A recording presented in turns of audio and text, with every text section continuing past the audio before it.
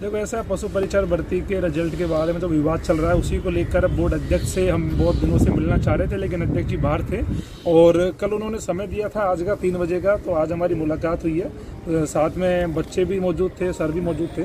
और देखो ऐसा है, जो बच्चों की जो पीड़ा है कि जो टॉपर जो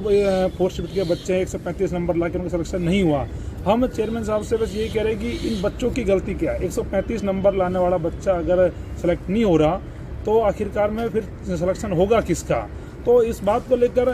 चेयरमैन से हमने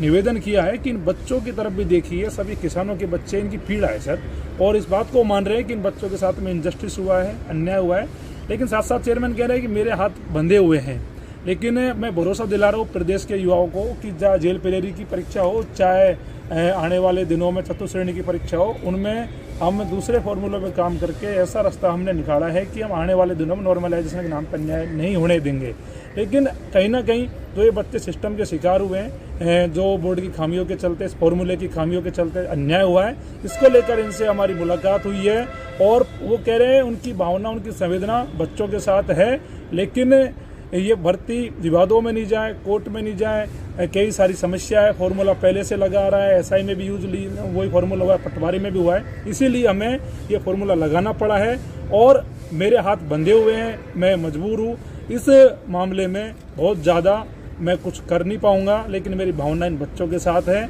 आगे की ये लड़ाई है वो हमारी, अब हम कोर्ट में लड़ेंगे, सड़कों पे भी लड़ेंगे। सड़कों पे इसलिए लड़ेंगे कि आगे चीज़ खत्म हो जाए, कोर्ट में इसलिए लड़ेंगे कि पशु परिचर भर्ती में बच्चों के साथ में न्याय हो जाए।